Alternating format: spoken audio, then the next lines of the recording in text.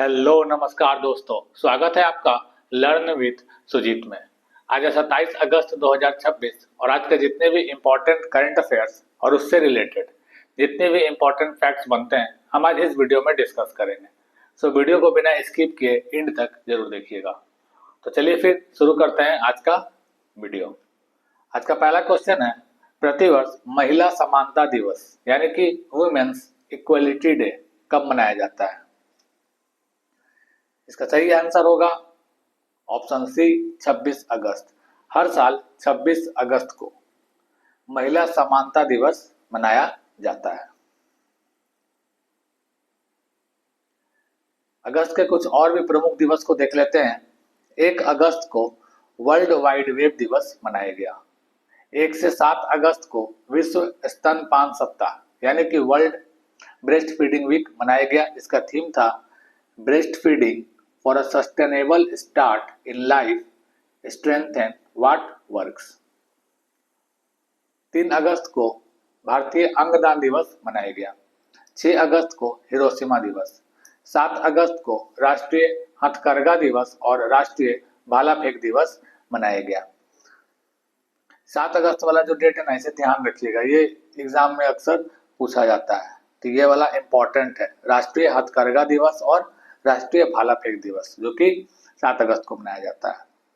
9 अगस्त को विश्व आदिवासी दिवस मनाया गया जिसका थीम था आदिवासी दाइयों का सम्मान, जीवन और कल्याण की सुरक्षा। 12 अगस्त को अंतर्राष्ट्रीय युवा दिवस मनाया गया, ये भी इंपॉर्टेंट है। इसका थीम था डिफरेंट कॉन्टेक्स्ट कॉमन एस्पिरेशन। 13 अगस्त को विश्व अंगदान दिवस मनाया गया। 14 अगस्त को विभाजन विभीषिका स्मृति दिवस। 19 अगस्त को विश्व मानवतावादी दिवस और विश्व फोटोग्राफी दिवस मनाया गया, ये भी इंपॉर्टेंट है, इसे भी ध्यान रखिएगा। 20 अगस्त को भारतीय अक्षय ऊर्जा दिवस और राष्ट्रीय सद्भावना दिवस मनाया गया। 21 अगस्त को विश्व वरिष्ठ नागरिक दिवस यानी कि वर्ल्ड सीनियर सिटीजन्स डे मनाया गया। और 23 अगस्त को राष्ट्रीय अंतरिक्ष दिवस। 23 अगस्त वाला भी इंपॉर्टेंट है, इसे भी ध्यान में रखिएगा। 23 अगस्त को राष्ट्रीय अंतरिक्ष दिवस मनाया गया। अगला क्वेश्चन है, आईसीसी विश्व टेस्ट चैंपियनशिप में सर्वाधिक विकेट लेने वाले खिलाड़ी कौन बन गए हैं?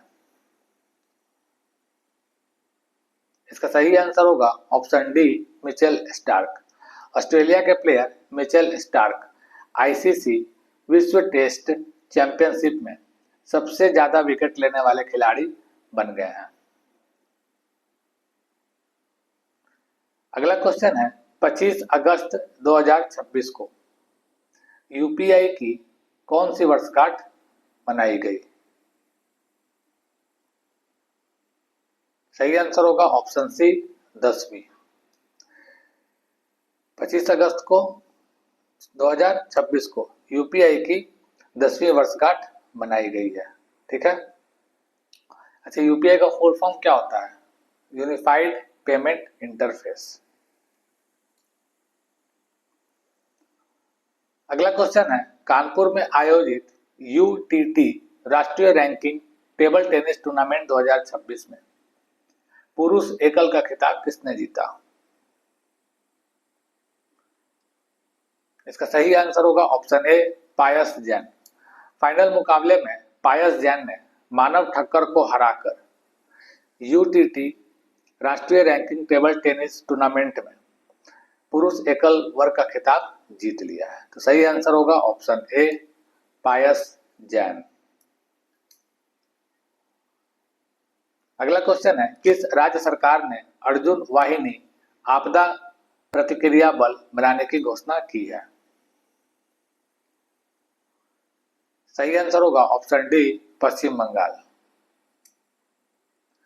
अगला क्वेश्चन, अमेरिका द्वारा शुरू किए गए ऑपरेशन इकोनॉमिक आउटकास्ट का मुख्य उद्देश्य किस देश को वैश्विक अर्थव्यवस्था से अलग करना है? सही आंसर होगा ऑप्शन बी ईरान। देखिए, ये जो ऑपरेशन इकोनॉमिक आउटकास्ट चलाया गया है अमेरिका के द्वारा ईरान के विरुद्ध, ये दरअसल अमेरिका जो है ईरान की अर्थव्यवस्था को पूरी तरह से तबाह और दुनिया से उसे अलग थलग करने के लिए शुरू किया गया एक बड़ा वित्तीय और आर्थिक अभियान है।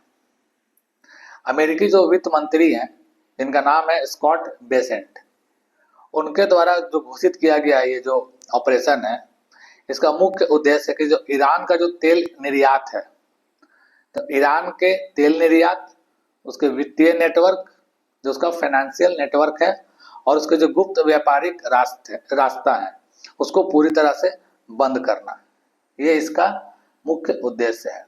तो ऑपरेशन इकोनॉमिक आउटकास्ट अमेरिका के द्वारा चलाया गया है ईरान के विरुद्ध। तो ये क्वेश्चन इंपॉर्टेंट है, ध्यान रखिएगा। अगला क्वेश्चन है, सर्वोच्च न्यायालय के नवीनतम निर्देश के अनुसार 1 अप्रैल 2027 से अधीनस्थ न्यायपालिका में प्रवेश के लिए कितने वर्ष की वकालत यानी कि प्रैक्टिस अनिवार्य होगी?